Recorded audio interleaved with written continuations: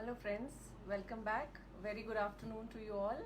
I'm Dr. Ritu Ahel from Ahel Dental Clinic Jammu, and you're watching my weekend webcasts. Welcome back. Uh, First of all, let me thank you all for your overwhelming response to my weekend webcasts.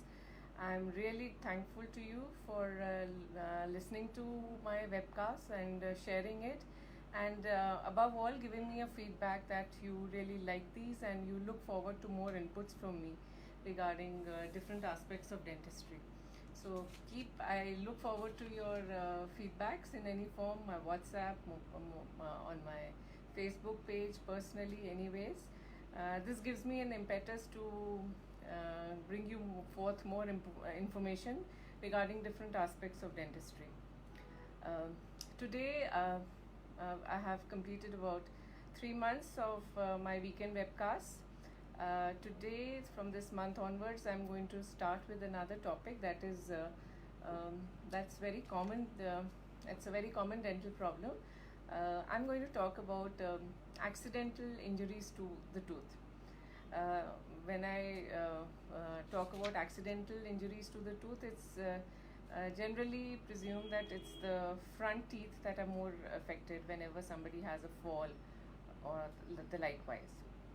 And accidental injuries are very common in every household.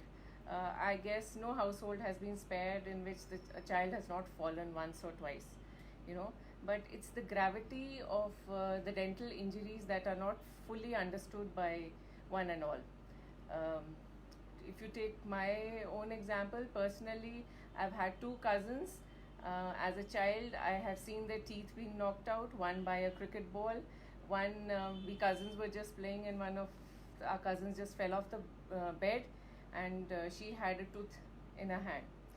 Um Another way, my own family, my husband, Dr. Rajesh Shehel, he's been a victim of hockey ball injury since his childhood. Both my sons, one got his tooth accidentally chipped off while in a tournament during Mastogi Do. The other one's a skater, so he was a perpetual prone to injuries. So the thing is that we cannot avoid these sports injuries or these falls, but there are certain ways by which we can first of all prevent these from happening, and if at all they have happened, there are many ways in which we can take care of them. So the bottom line is this, that we must recognize that something has happened.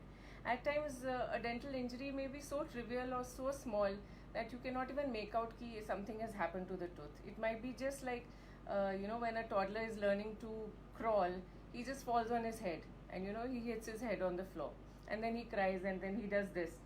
That's about all. Dashboard injuries are very common, especially with children who are sitting in the front seat of the car. As the child grows up, sports injuries are very common: cricket ball, hockey, contact sports like your taekwondo, boxing. All these sports these make a child more prone to injuries. Young children, when they learn to drive, road accidents, those are more griever forms of injury, wherein you can see that there has been a injury. Back home, our own homemakers are prone, we are in a hurry, taking some stuff here and there. We might just accidentally bump into a wall, and we don't even realize that we've had an injury. So, what are the signs that one must look in for? See, the first sign that one looks in for if it's a child is that the child cries, if he's had a fall or anything. So then the mother would go and see ki acha, nothing substantial has happened. Okay, it's okay. But there are some telltale signs that you must look in for. For example, we can briefly classify the injuries into three types. One is that you do not see that per se a tooth has been injured or something has happened to the tooth. The tooth seems intact. The second kind of injuries is wherein the tooth has been broken off or chipped off. And the third kind of injuries is where the tooth has been knocked out of the mouth. I mean, the tooth as a whole is out of the mouth. So we will not discuss the last two in this episode, the last two types of injuries, but I will be focusing more on those injuries that seem to be non-existent, That is that the tooth is entirely intact in the mouth. So it is generally accompanied by a lip bite. At times you say कि अच्छा वो बच्चा गिरा था उसके यहाँ पर आगे दांत लग गया था lips में. So those are the signs that have not to be ignored. The lips bleed, they swell. You take care of the lips and the bleed. But what about the tooth? Even the tooth has had trauma. So that is what you need to report to the clinic, that yes, the child has fallen or there's been a lip injury. So please, I need to consult the dentist.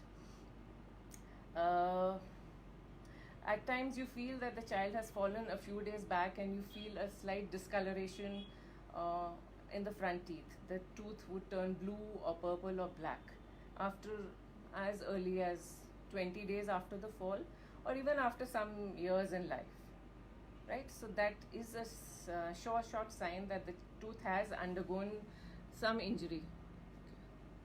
Okay. Now what do you do about it? Suppose you have realized that yes, an injury has occurred. What do you do about it?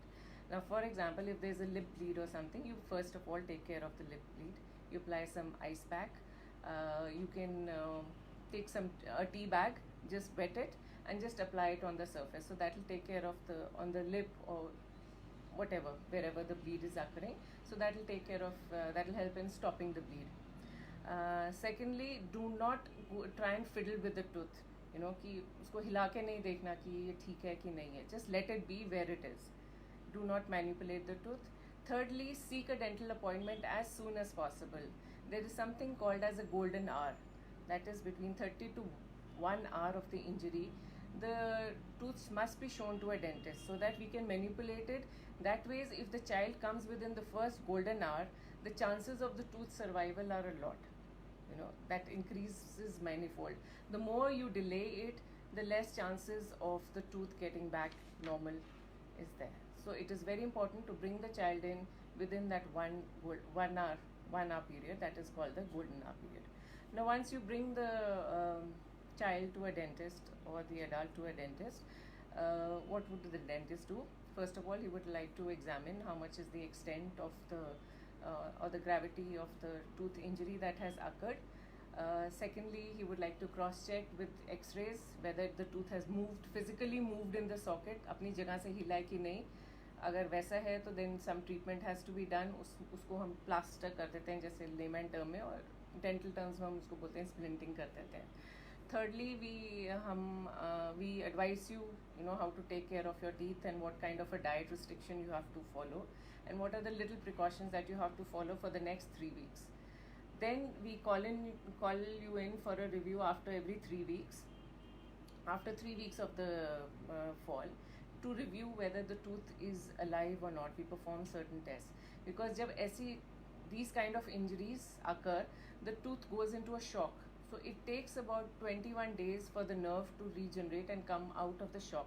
That is the time we need to assess whether the tooth is alive or it's a dead tooth, because our treatment further on depends on that.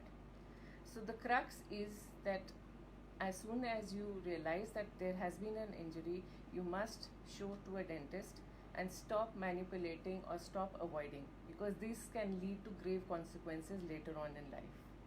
Right? Now, some things can also be avoided. For example, see, if you have irregular teeth, they are more prone to injuries like this because they will be hit first as soon as you falling first on your face or something. So if you have irregular teeth, do get them corrected. Bring them back into their original place where they should be. Secondly, for children, as toddlers, you can't prevent falls. But yes, if the child is in a car, especially because there's a huge load of dashboard injuries reported. So please do not make the child sit in the front seat of the car. Always make the child sit in the back seat of the car. Use a car seat. If a car seat is not available, please ask somebody to hold the child, but never ever make the child sit in the front seat of the car. As the child grows up and he is allowed to sit in the front seat of the car, please make sure that he uses a seat belt. That will prevent a lot of dashboard injuries. Small little tips which we keep telling, the traffic police keeps telling, but we have seen the consequences. Thirdly, sports cannot be avoided for children. That's the way they have to grow up. But little precautions. If you've seen in any international sport, especially boxers, they use something called as a mouth guards. I think we in India, even abroad, children have to use mouth guards while playing contact sports. I think it's high time in India we people also adopt the use of mouth guards for any contact sports. These decrease injuries to teeth to a huge extent. A mouth guard would be something like this. Okay, this can be this comes in either prefabricated forms or we can customize it according to your mouth. So you need to consult your dentist. We can fabricate a mouth guard for you. So these are some of the ways in which you can prevent injuries to the teeth. Rest, you never know what the next step holds for you, but it's always better to be a little more conscious. That's all we have time for today. Next week, I'll be discussing more on dental injuries, especially wherein the teeth have been chipped off. How do we take care of that? What are the telltale signs? And also, the next after that, we will be talking about what if the tooth just falls out of the socket? What all can you do about it? So stay tuned to my channel. Keep watching my channel, and I would love your feedbacks. Share it. Share this information with your friends. Goodbye. Have a safe and happy weekend. Have a healthy weekend. Bye bye. See you next week.